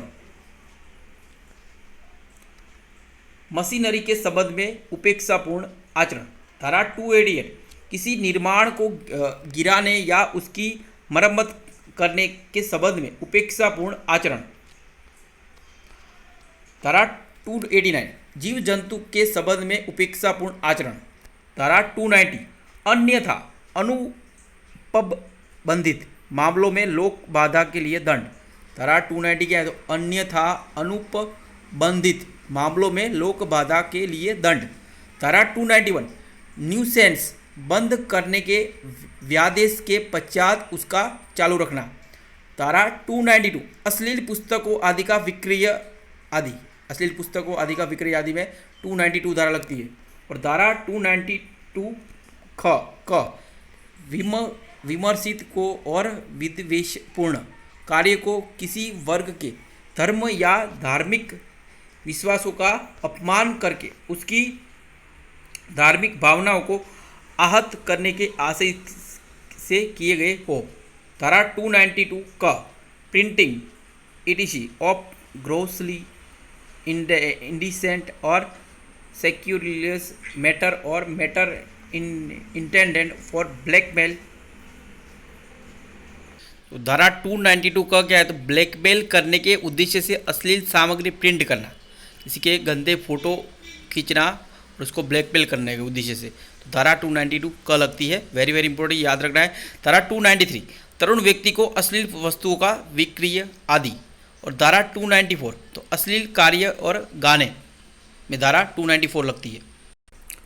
और धारा 294 का लॉटरी कार्यालय रखना, धारा 295 किसी वर्ग के धर्म का अपमान करने के आशय से उपासना के स्थान को क्षति करना या अपवित्र करना, धारा 296 धार्मिक जमाव में विघ्न करना, धारा 297 कब्रिस्तानों आदि में अतिचार करना, धारा 298 धार्मिक भावनाओं को ठेस पहुंचाने के सुविचार आशय से शब्द उच्चारित करना, और धारा 299 आपराधिक मानव वध, धारा 300 हत्या, धारा 301 जिस व्यक्ति की मृत्यु कारित करने का आशय था उससे भिन्न व्यक्ति की मृत्यु करके आपराधिक मानव वध करना, तो धारा 301 लगती है। जिसको मारना था उसकी जगह पर किसी और को मार दिया तब 301 की धारा लगती है। और धारा 302 हत्या के लिए दंड होता है, धारा 302 में किसी की हत्या करो तो उसमें दंड होता है। और धारा 303 आजीवन कारावास से दंडित व्यक्ति द्वारा हत्या के लिए दंड, जिसको आजीवन कारावास की सजा दी गई है और वो कोई हत्या करता रहे तो उसको दंड दिया जाता है धारा 303 के तहत। और धारा 304 हत्या की श्रेणी में न आने वाली गैर इरादतन हत्या के लिए दंड, धारा 304 का उपेक्षा द्वारा मृत्यु कारित करना, धारा 304 का ये सारी धारा इंपॉर्टेंट, यहाँ से अब वेरी वेरी इंपॉर्टेंट, ये बार बार पूछी जाती है एग्जाम में आती है ये। धारा 304 का दहेज मृत्यु, तो दहेज से किसी की मृत्यु हो जाती है, धारा 304 ख लगती है और इसमें सजा दी जाती है। और धारा 305 शिशु या उन्मत्त व्यक्ति की आत्महत्या का दुष्प्रेरण, और धारा 306 आत्महत्या का दुष्प्रेरण, किसी को आत्महत्या के लिए दुष्प्रेरणा करना, इसमें धारा 306 लगती है। और धारा 307 हत्या करने का प्रयत्न, धारा 308 गैर इरादतन हत्या करने का प्रयास, धारा 309 तो आत्महत्या करने का प्रयत्न, अगर ये तो धारा हटा दी गई है। धारा 310 ठग, धारा 311 ठगी के लिए दंड, ठगी को ठग कोई करता है तो धारा 310 और धारा 311 लगती है। और धारा 312 गर्भपात कारित करना, गर्भपात करवाते हैं तो इस पर धारा 312 लगती है। धारा 313 स्त्री की सहमति के बिना गर्भपात कारित करना। धारा 314 गर्भपात कारित करने के आशय से किए गए कार्यों द्वारा कारित मृत्यु। और धारा 315 क्या है तो शिशु का जीवित पैदा होना रोकने या जन्म के पश्चात उसकी मृत्यु कारित करने के आशय से किया गया कार्य। धारा 315 क्या है शिशु का जीवित पैदा होना रोकने या जन्म के पश्चात उसकी मृत्यु कारित करने के आशय से किया गया कार्य। और धारा 316 ऐसे कार्य द्वारा जो गैर इरादतन हत्या की कोटि में आता है, किसी सजीव अजात शिशु की मृत्यु कारित करना। धारा 316 क्या है तो ऐसे कार्य द्वारा जो गैर इरादतन हत्या की कोटि में आता है और किसी जीवित अजात अज्ञात शिशु की मृत्यु कारित करना। और धारा 317 शिशु के पिता या माता या उसकी देखरेख रखने वाले व्यक्ति द्वारा 12 वर्ष से कम आयु के शिशु का परित्याग या आरक्षित डाल दिया जाना। तो बच्चे को परित्याग करते हैं तो आरक्षित डाल देते हैं तो उसमें धारा 317 के तहत सजा दी जाती है। शिशु के पिता या माता या उसकी देखरेख रखने वाले व्यक्ति द्वारा 12 वर्ष से कम आयु के शिशु का परित्याग करना या आरक्षित डाल दिया जाना। और धारा 318 मृत शरीर के गुप्त व्ययन द्वारा जन्म छिपाना। और धारा 319 कब लगती है तो सती पहुंचाना, किसी को क्षति पहुंचा दे। और धारा 320 घोर आघात, किसी को आघात पहुंचा दे, धारा 320 लगती है। और धारा 321 स्वेच्छा या उपहति कारित करना। और धारा 322 स्वेच्छा या घोर उपहति कारित करना। और धारा 323 जानबूझकर स्वेच्छा से किसी को चोट पहुंचाने के लिए दंड। और धारा 324 खतरनाक आयुधों या साधनों द्वारा स्वेच्छा या उपहति कारित करना। और धारा 325 स्वेच्छापूर्वक किसी को गंभीर चोट पहुंचाने के लिए दंड। धारा 326 खतरनाक आयुधों का या साधनों द्वारा स्वेच्छापूर्वक घोर उपहति कारित करना। धारा 326 का एसिड हमले, तो एसिड अटैक करते हैं तो धारा 326 का लगती है। और धारा 326 का एसिड हमला करने का प्रयास करना।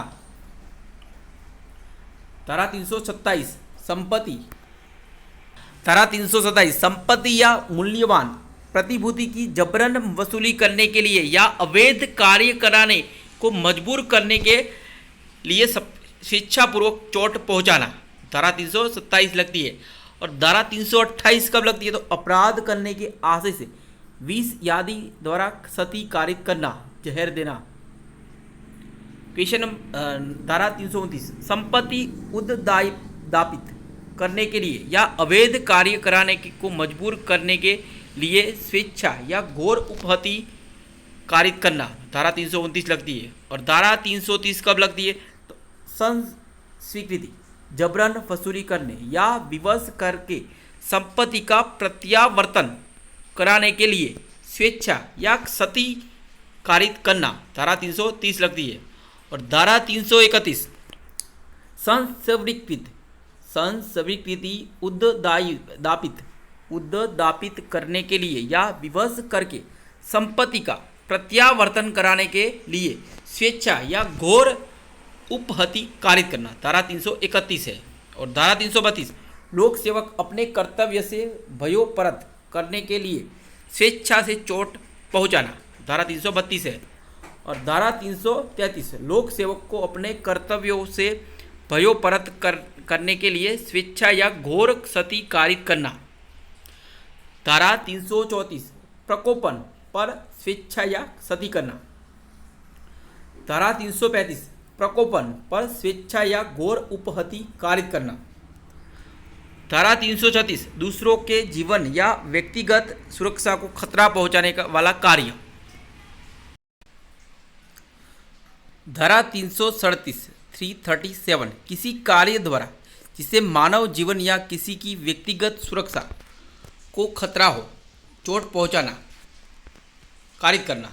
तो धारा 337 लगती, किसी कार्य द्वारा जिससे मानव जीवन या किसी की व्यक्तिगत सुरक्षा को खतरा हो या चोट पहुंचाना वो कारित करना।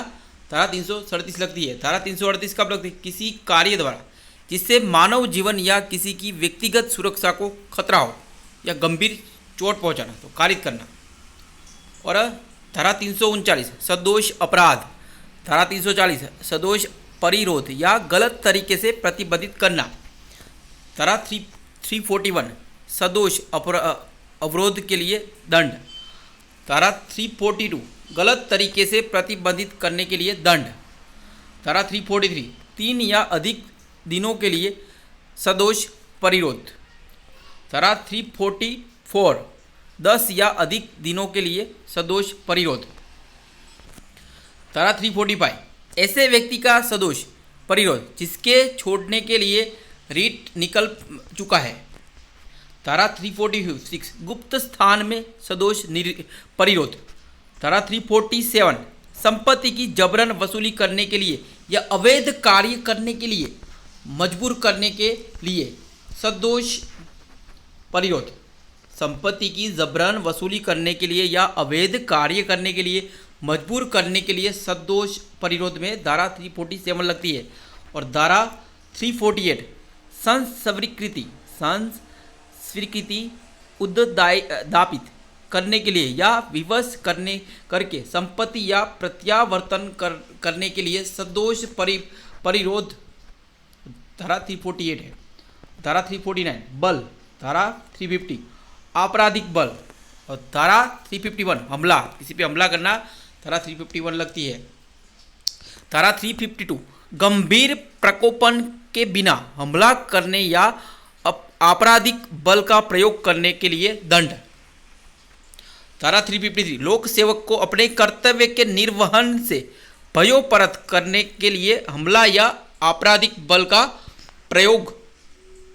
धारा 354 स्त्री की लज्जा भंग करने के आशय से उस पर हमला या आपराधिक बल का प्रयोग करना।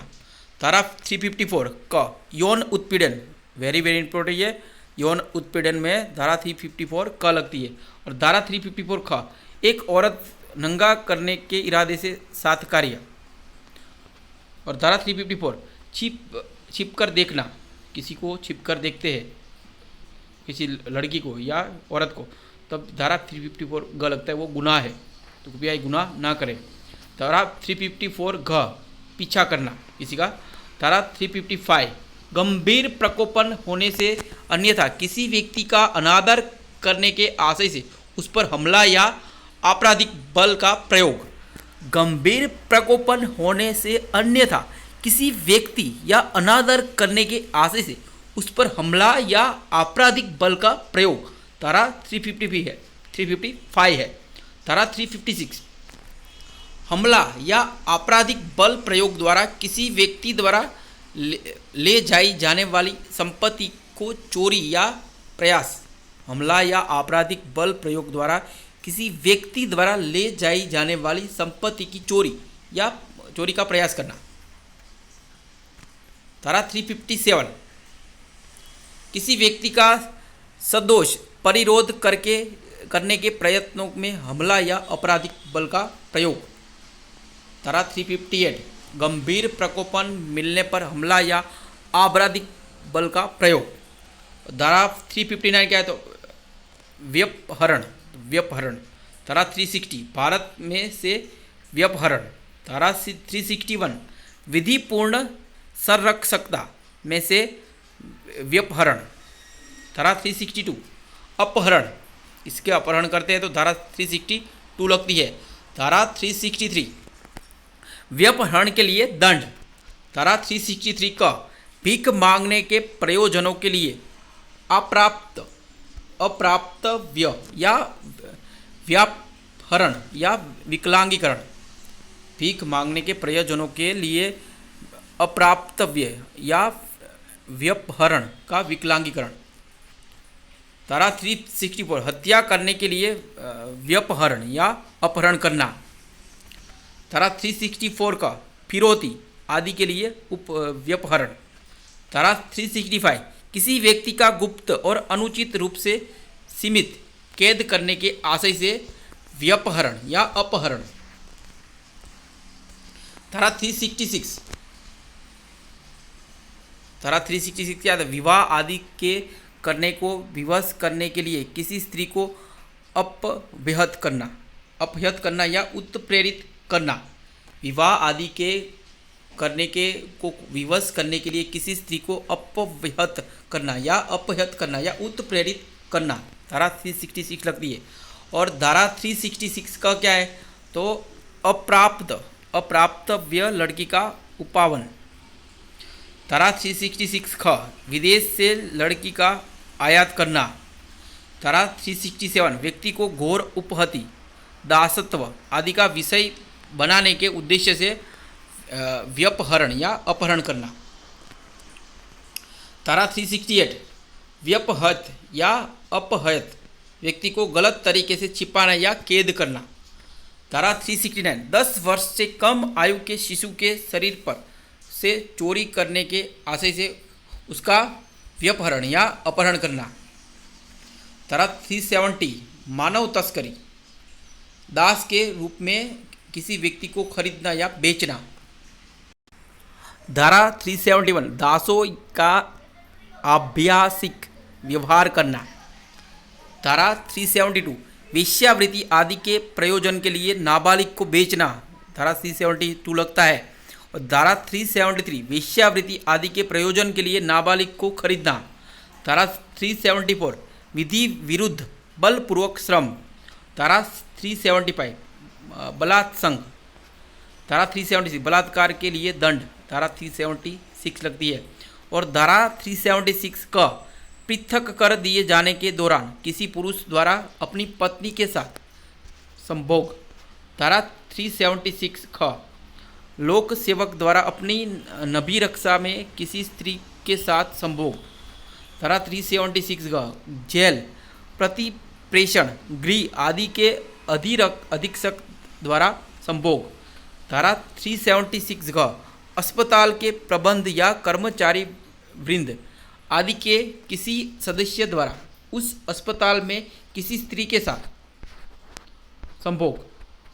धारा 377 प्रकृति विरुद्ध अपराध। धारा 378 चोरी। धारा 379 चोरी के लिए दंड। धारा 380 निवास गृह आदि में चोरी। धारा 381 लिपिक या सेवक द्वारा स्वामी के कब्जे में संपत्ति की चोरी। और धारा 382 चोरी करने के लिए मृत्यु, क्षति या अवरोध कारित करने की तैयारी के पश्चात चोरी करना।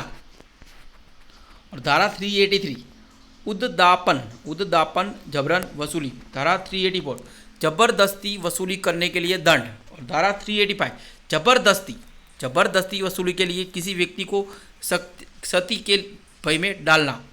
धारा 386 किसी व्यक्ति को मृत्यु या गंभीर आघात के भय में डालकर जबरदस्ती वसूली करना। और धारा 387 जबरदस्ती वसूली करने के लिए किसी व्यक्ति को मृत्यु या घोर आघात के भय में डालना। धारा 388 मृत्यु या आजीवन कारावास आदि में दंडनीय अपराध का अभियोग लगाने की धमकी देकर उद्दापन करना। धारा 389 जबरन वसूली करने के लिए किसी व्यक्ति को अपराध का आरोप लगाने के भय में डालना। धारा 390 तो लूट करते, धारा 390 लगती है। और धारा 391 डकैती। धारा 392 लूट के लिए दंड। और धारा 393 लूट करने का प्रयत्न। धारा 394 लूट करने में स्वेच्छापूर्वक किसी को चोट पहुंचाना। धारा 395 डकैती के लिए दंड। धारा 396 हत्या सहित डकैती। धारा 397 मृत्यु या घोर आघात कारित करने के प्रयत्न के साथ लूट या डकैती। धारा 398 घातक आयुध से उत्सज्जित होकर लूट या डकैती करने का प्रयत्न। धारा 399 डकैती करने के लिए तैयारी करना। और धारा 400 डाकुओं की टोली का होने के लिए दंड। दोस्तों अभी तक आपने हमारा यह channel dream KBC GK channel subscribe नहीं किया है, आप हमारे चैनल पे नए हो तो दोस्तों आपको नम्र विनती रहेगी, आप नीचे रहे रेड कलर के सब्सक्राइब बटन को दबा दीजिए और बाजू में रहे बेल आइकन को दबा दीजिए ताकि आपको हमारे आने वाले ऐसे ही फुल्ली नॉलेजेबल वीडियो की नोटिफिकेशन मिलती रहेगी दोस्तों। हो सके तो इस वीडियो को लाइक कीजिए ताकि हमें भी थोड़ा मोटिवेशन मिलेगा और ऐसे ही नॉलेजेबल वीडियो आपके लिए प्रोवाइड कर देंगे। और आपके फेसबुक या व्हाट्सअप के स्टडी ग्रुप में इस वीडियो को शेयर कीजिए ताकि कोई ज़रूरतमंद स्टूडेंट को ये वीडियो हेल्पफुल होगा। और कोई भी स्टूडेंट ये वीडियो पूरा देखता है तो भी हमारी मेहनत का हमने मेहनत की ऐसा हमको लगेगा, क्योंकि ये वीडियो बनाने में बहुत मेहनत लगती है। कृपया तो एक लाइक तो बनता है, क्योंकि ये पहला वीडियो यूट्यूब में इतनी, जैसे कि ये 511 धारा है वर्तमान में, तो सारी धाराओं का ये यूट्यूब के इतिहास में पहला वीडियो हमने बनाया है। तो बहुत मेहनत लगी है कि रिकॉर्ड करने में बहुत मेहनत लगती है दोस्तों। हमारी ड्रीम केबीसी जीके की बात करें तो इसमें 35,000 से भी ज़्यादा जनरल नॉलेज के क्वेश्चन के वीडियो हमने अपलोड कर दिए है। आप कोई भी टॉपिक से सर्च करेंगे तो आपको वीडियो ज़रूर मिलेगी। हम पूरा प्रयास करते हैं आपको ज़्यादा से ज़्यादा जनरल नॉलेज के वीडियो प्रोवाइड। अब हमारे वीडियोस 35,000 क्वेश्चन के पूरे वीडियो देख लेंगे तो आपका दिमाग बहुत ही तीक्ष्ण हो जाए, बुद्धि आपकी तीक्ष्ण हो जाएगी, आप इंटेलिजेंट हो जाओगे, इसकी गारंटी मैं देता हूँ। क्योंकि जनरल नॉलेज हमको मैच्योर बनाता है, हमारी बुद्धि को तीक्ष्ण करता है और धारदार करता है।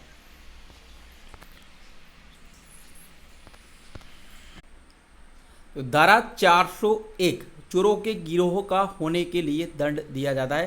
धारा 402 डकैती करने के प्रयोजन से एकत्रित होना, धारा 402 लगती है। धारा 403 संपत्ति का बेईमानी से गबन या दुरुपयोग करना।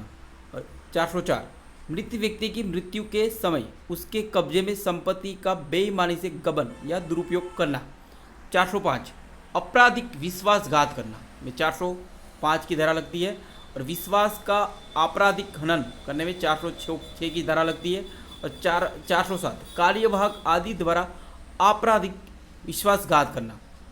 धारा 408 कब लगती है तो लिपिक या सेवक द्वारा विश्वास का आपराधिक हनन। धारा 409 लोक सेवक का या बैंक कर्मचारी, व्यापारी या अभिकर्ता द्वारा विश्वास का आपराधिक हनन करना। धारा 410 चुराई हुई संपत्ति। धारा 411 चुराई हुई संपत्ति को बेईमानी से प्राप्त करना। धारा 412 ऐसी संपत्ति को बेईमानी से प्राप्त करना जो डकैती करने में चुराई गई है। और धारा 413 चुराई हुई संपत्ति का अभ्यासतः व्यापार करना। चुराई हुई संपत्ति का अभ्यासतः व्यापार करना 413 की धारा लगती है। धारा 414 चुराई हुई संपत्ति छिपाने में सहायता करना। और धारा 415 छल करना, किसी के साथ छल करते हो तो 415 की धारा लगती है।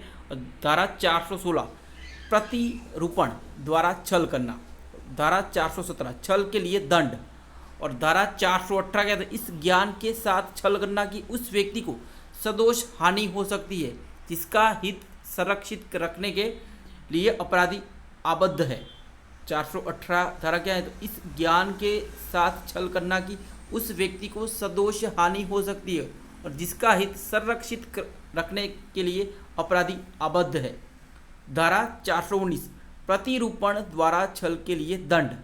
धारा 420 क्या है तो छल करना और बेईमानी से बहुमूल्य वस्तु संपत्ति देने के लिए प्रेरित करना। और धारा 421 क्या है तो लेनदारों में वितरण निवारित करने के लिए संपत्ति का बेईमानी से या कपटपूर्वक अपसारण या छिपाना। धारा 421 लेनदारों में वितरण निवारित करने के लिए संपत्ति का बेईमानी से या कपटपूर्वक अपसारण या छिपाना। धारा 422 त्रहण को लेनदारों के लिए उपलब्ध होने से बेईमानी से या कपटपूर्वक निवारित करना। धारा 423 अंतरण से ऐसे विलेख का जिसमें प्रतिफल के संबंध में मिथ्या कथन अंतर्विष्ट है और बेईमानी से या कपटपूर्वक निष्पादन। धारा 423 अंतरण से ऐसे विलेख का जिसमें प्रतिफल के संबंध में मिथ्या कथन अंतर्विष्ट है या कपटपूर्वक निष्पादन। धारा 424 क्या है तो संपत्ति का बेईमानी से या कपटपूर्वक अपसारण या छिपाया जाना। धारा 425 रिष्टि या कुचेष्टा करना। धारा 426 रिष्टि के लिए दंड। धारा 427 कुचेष्टा जिससे 50 रुपये का नुकसान होता है, 50 रुपये का नुकसान होता है। और धारा 428 10 रुपये के मूल्य के जीव जंतु को वध करने या उसे विकलांग करने द्वारा रिष्टि। धारा 429 किसी मूल्य के ढोर आदि को या 50 रुपये के मूल्य के किसी जीव जंतु का वध करने या उसे विकलांग करने आदि द्वारा कुचेष्टा। धारा 430 सिंचन सिकर्म को क्षति करने या जल को दोषपूर्वक मोड़ने द्वारा रिष्टि। धारा 431 लोक सड़क पुल नदी या जल सरणी को क्षति पहुंचाकर रिष्टि। धारा 432 लोक जल निकास में नुकसानप्रद जल प्लावन या बाधा कारित करने द्वारा रिष्टि। धारा 433 क्या है, तो किसी दीपगृह या समुद्री चिन्ह को नष्ट करके हटाकर या कम उपयोगी बनाकर रिष्टि। धारा 434 लोक प्राधिकारी द्वारा लगाए गए भूमि चिन्ह के नष्ट करने या हटाने आदि द्वारा रिष्टि। धारा 435 क्या है, तो 100 रुपये का या किसी उपज की दिशा में 10 रुपये का नुकसान कारित करने के आशय से अग्नि या विस्फोटक पदार्थ द्वारा कुचेष्टा। धारा 436 गृह आदि को नष्ट करने के आशय से अग्नि या विस्फोटक पदार्थ द्वारा कुचेष्टा करना।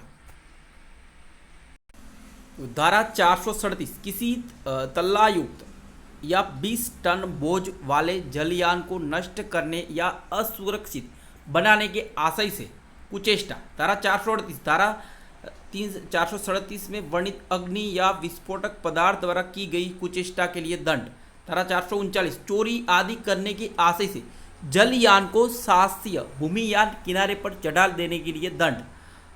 धारा 440 मृत्यु या उपहति कारित करने की तैयारी के पश्चात की गई रिष्टि। धारा 441 आपराधिक अत्याचार। धारा 442 गृह अत्याचार, घर में अत्याचार करते तो। धारा 443 प्रच्छन्न गृह अत्याचार। धारा 444 रात्रो प्रच्छन्न गृह अत्याचार। धारा 445 गृह भेदन। धारा 446 446 रात्रो गृह भेदन।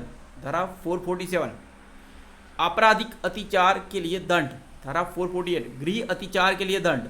धारा 449 मृत्यु से दंडनीय अपराध को रोकने के लिए गृह अत्याचार। धारा 450 अपजीवन कारावास से दंडनीय अपराध को करने के लिए गृह अत्याचार। धारा 451 कारावास से दंडनीय अपराध को करने के लिए गृह अत्याचार। धारा 452 बिना अनुमति घर में घुसना, चोट पहुंचाने के लिए हमले की तैयारी, हमला या गलत तरीके से दबाव बनाना। धारा 453 प्रच्छन्न गृह अत्याचार या गृह भेदन के लिए दंड। धारा 454 कारावास से दंडनीय अपराध करने के लिए छिपकर गृह अत्याचार या गृह भेदन करना। धारा 455 अपहति हमले या सदोष अवरोध। धारा 455 फिर से बोलता हूँ, धारा 455 समझ आते उपहति हमले या सदोष अवरोध की तैयारी के पश्चात प्रच्छन्न गृह अत्याचार या गृह भेदन। धारा 456 रात में छिपकर गृह अत्याचार या गृह भेदन के लिए दंड। धारा 457 कारावास से दंडनीय अपराध करने के लिए रात में छिपकर गृह अत्याचार या गृह भेदन करना। धारा 458 क्षति हमला या सदोष अवरोध की तैयारी के करके रात में गृह अत्याचार करना। धारा 459 प्रच्छन्न गृह अत्याचार या गृह भेदन करते समय घोर उपहति कारित हो। धारा 460 रात्रो प्रच्छन्न गृह अत्याचार या रात्रो गृह भेदन में संयुक्ततः संपक्त समस्त व्यक्ति दंडनीय है, जबकि उनमें से एक द्वारा मृत्यु या घोर उपहति कारित हो। धारा 460 रात्रो प्रच्छन्न गृह अत्याचार या रात्रो गृह भेदन में संयुक्तः संपक्त समस्त व्यक्ति दंडनीय है, जबकि उनमें से एक द्वारा मृत्यु या घोर उपहति कारित हो। धारा 461 ऐसे पात्र को जिसमें संपत्ति है बेईमानी से तोड़कर खोलना। धारा 462 उसी अपराध के लिए दंड, जबकि वह ऐसे व्यक्ति द्वारा किया गया है जिसे अभिरक्षा न्यस्त की गई है। धारा 463 कूट रचना, धारा 464 मिथ्या दस्तावेज रचना, धारा 465 कूट रचना के लिए दंड, धारा 466 न्यायालय के अभिलेख की या लोक रजिस्टर आदि की कूट रचना, धारा 467 मूल्यवान प्रतिभूति वसीयत इत्यादि की कूट रचना, धारा 468 छल के प्रयोजन से कूट रचना, धारा 469 ख्याति को अपहानि पहुंचाने के आशय से कूट रचना, धारा 470 कूट रचित 2 दस्तावेज या इलेक्ट्रॉनिक अभिलेखट, धारा 471 कूट रचित दस्तावेज या इलेक्ट्रॉनिक अभिलेख का असली के रूप में उपयोग में लाना, धारा 472 धारा 467 के अधीन दंडनीय कूट रचना करने के आशय से कूटकृत मुद्रा आदि का बनाना या कब्जे में रखना, धारा 473 अन्यथा दंडनीय कूट रचना करने के आशय से कूटकृत मुद्रा आदि का बनाना या कब्जे में रखना, धारा 474 धारा 466 या 467 में वर्णित दस्तावेज को उसे कूट रचित जानते हुए और उसे असली के रूप में उपयोग में लाने का आशय रखते हुए कब्जे में रखना, धारा 475 धारा 467 में वर्णित दस्तावेजों के अधिप्रमाणीकरण के लिए उपयोग में लाए जाने वाली अभिलक्षणा या चिन्ह की कूटनीति बनाना या कूटकृत चिन्ह युक्त पदार्थ को कब्जे में रखना, 476 धारा 467 में वर्णित दस्तावेजों से भिन्न दस्तावेजों के अभिप्रमाणीकरण के लिए उपयोग में लाई जाने वाली अभिलक्षणा या चिन्ह की कूटनीति बनाना या कूटकृत चिन्ह युक्त पदार्थ को कब्जे में रखना, धारा 477 एक बार 476 फिर से बोलता हूँ, धारा 467 में वर्णित दस्तावेजों में भिन्न दस्तावेजों के अधिप्रमाणीकरण के लिए उपयोग में लाई जाने वाली अभिलक्षणा या चिन्ह की कूटनीति बनाना या कूटकृत चिन्ह युक्त पदार्थ को कब्जे में रखना, धारा 477 विल दत्तक ग्रहण प्राधिकरण पत्र या मूल्यवान प्रतिभूति को कपटपूर्वक रद्द नष्ट आदि करना, धारा 477 का लेखा का मिथ्याकरण, 478 व्यापार चिन्ह, धारा 479 संपत्ति चिन्ह, धारा 480 मिथ्या व्यापार चिन्ह का प्रयोग किया जाना, धारा 481 मिथ्या संपत्ति चिन्ह को उपयोग में लाना, धारा 482 मिथ्या संपत्ति चिन्ह को उपयोग करने के लिए दंड, धारा 483 अन्य व्यक्ति द्वारा उपयोग में लाए गए संपत्ति चिन्ह का कूटकरण, धारा 484 लोक सेवक द्वारा उपयोग में लाए गए चिन्ह का कूटकरण, धारा 485 संपत्ति चिन्ह के कूटकरण के लिए कोई उपकरण बनाना या उस पर कब्जा, धारा 486 कूटकृत संपत्ति चिन्ह से चिन्हित माल का विक्रय, धारा 487 किसी ऐसे पात्र के ऊपर मिथ्या चिन्ह बनाना जिसमें माल रखा है, धारा 488 किसी ऐसे मिथ्या चिन्ह को उपयोग में लाने में के लिए दंड, धारा 489 क्षति कारित करने के आशय से संपत्ति चिन्ह को बिगाड़ना, धारा 489 का करेंसी नोटों या बैंक नोटों का कूटकरण, धारा 489 ख कूट रचित या कूटकृत करेंसी नोटों या बैंक नोटों को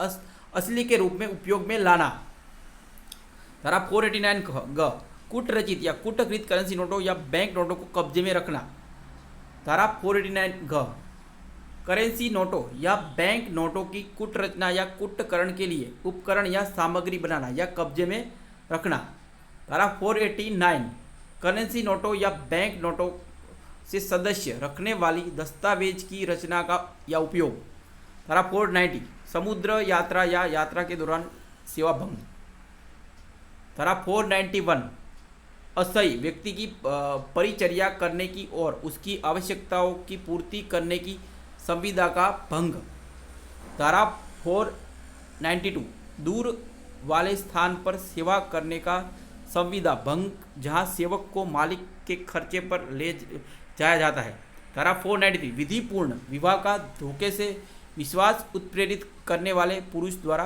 कालिक सहवास, धारा 494 पति या पत्नी के जीवन काल में पुनः विवाह करना। धारा 494। धारा 495 वही अपराध पूर्ववर्ती विवाह को उस व्यक्ति से छिपकर जिसके साथ आगामी विवाह किया जाता है। धारा 496 विधिपूर्ण विवाह के बिना कपट पूर्वक विवाह कर्म करना। धारा 497 व्याभिचार। धारा 498 विवाहित स्त्री को आपराधिक आशय से फुसला कर ले जाना और निरुद्ध करना रखना। धारा 498 ए किसी स्त्री के पति या पत्नी के नातेदार द्वारा उसके प्रति क्रूरता करना। धारा 499 मानहानि। धारा 500 मानहानि के लिए दंड। धारा 501 मानहानि कारक जानी हुई बात को मुद्रित या उत्कीर्ण करना। धारा 502 मानहानि कारक विषय रखने वाले मुद्रित या उत्कीर्ण सामग्री का बेचना। धारा 503 आपराधिक अभित्रास। धारा 504 शांति भंग करने के इरादे से जानबूझकर अपमान करना। धारा 505 लोक दृष्टि कारक वक्तव्य। धारा 506 धमकाना। धारा 507 अनाम संसूचना द्वारा आपराधिक अभित्रास। धारा 508 व्यक्ति को यह विश्वास करने के लिए उत्प्रेरित करके कि वह देवी अप्रसाद या भाजन होगा कराया गया कार्य। धारा 509 शब्द अंग विक्षेप या कार्य जो किसी स्त्री की लज्जा का अनादर करने के लिए आशयित है। धारा 510 शराबी व्यक्ति द्वारा लोक स्थान में दुराचार।